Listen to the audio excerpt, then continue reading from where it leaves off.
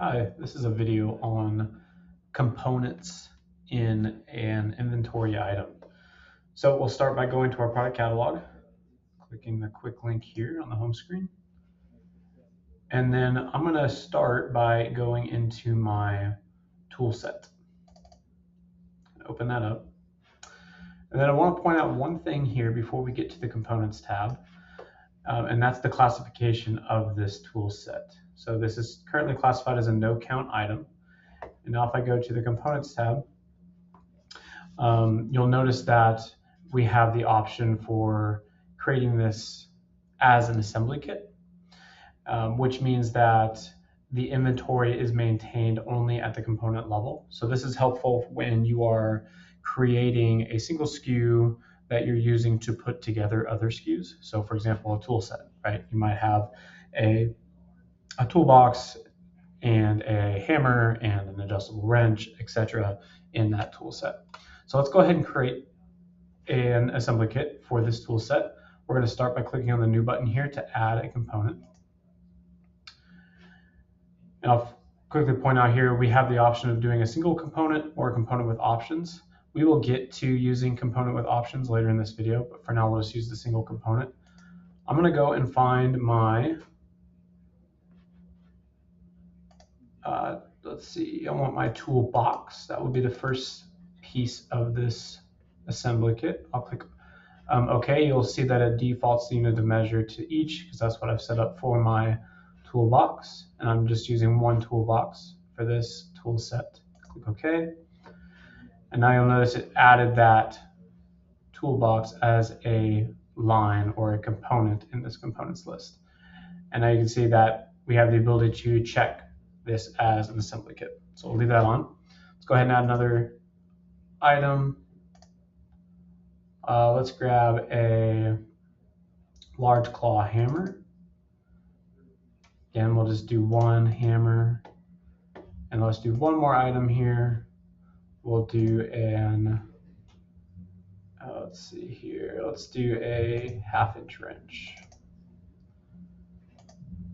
This like I didn't have a unit of measure selected for that, but that's okay, it's not required, at least when you're setting up components. And now you can see we have an assembly kit set up with 3 components for this tool set: the toolbox, the large claw hammer, and the 1/2-inch wrench.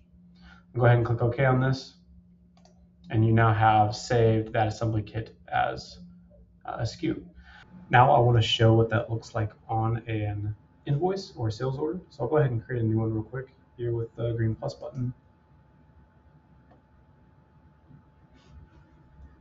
Go ahead and tab off on the customer, give it an invoice number, and let's go ahead and mark one ordered for our tool set.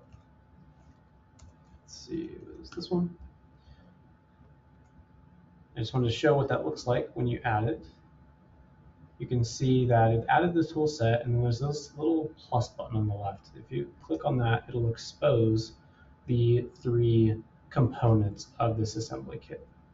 Now, another thing I'll point out real quick is you don't have to mark each of these individually as shipped. All you have to do is mark the one as shipped when it is shipped, and it will automatically update the rest. Now I'm going to do a different one here to show something slightly different. I'm going to go to outdoor furniture. I'm going to go to my furniture tab, and let's do this 24-inch Adirondack chair. Okay, now this one's slightly different. This is a track count item, which means that we are going to be tracking the count, and this is going to be hitting our inventory. Again, no count with the assembly kit. The counts of for that inventory is maintained at the component level, but for this one, it'll be maintained both at the component level and when we are manufacturing this at the finished good level, or this chair. So we'll go to the components tab again, and you'll notice that it's different here now. We have the ability to make this a made to order manufactured item, or if unchecked, just a normal manufactured item for stock. So I'm going to leave it as just for stock. If it was selected as made to order, when you're adding this to a sales order, it will prompt you to manufacture the item at that point because it's made to order. But I'll leave that off for now. All right, let's do new. We'll add some components here. I'll do a single component. We'll go to my raw material for my chairs. We'll do a 1x4 red. And for this one, I'm going to say instead of 1 quantity, let's do 10. And I'm going to change this to linear feet. Go ahead and click on OK. Click on New again. We'll do another profile here. Let's do our 1x6 blue. And let's call this 12 linear feet. All right, that looks good to me. And now on this last component, I'm going to click New, and I'm going to showcase this component with options feature. So when you select this, it'll open this bottom half of the screen. First thing you want to do is select a category. A category is basically the question or the prompt that will be displayed when you are adding this component to a manufacturing batch. So what do you want it to ask? So in this case, I'm going to be working with cup holders. So I'm just going to say left or right-handed cup holder. It looks like you're capped on a certain number of characters there. So I'll just say left or right-handed question mark. All right. You could say it does not require the selection of an item.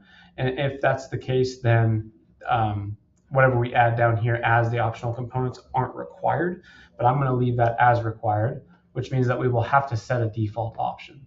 So let's go ahead and add our two options of left and right-handed cup holders. I'll look this up. Here's my optional components, my left cup holder, and I'll do the same thing for my right. And then I'm going to go ahead and mark my right cup holder as the default by clicking on Set Default. And you'll notice that it changed it to the right cup holder up here. Last thing I haven't really talked about yet is this section up here, which allows you to show these components on a printed document or not. So if I selected this, it will show up on an invoice or whatever else you're printing and giving to the customer. You could also show the quantity and the unit of measure if you care to. So I'll show this one on the printed document to let them know that, hey, we've marked that this is a either left or right-handed cup holder, and they'll be able to see that on the invoice. So I'll click OK. And now you can see we have all three of those components set up. And then again, our default's right cup holder, but it will prompt us when we're manufacturing this item if we want to use it as a left or right-handed. And that is an overview of how the Components tab works and how to create a bill of materials for a manufactured item and how to create an assembly kit.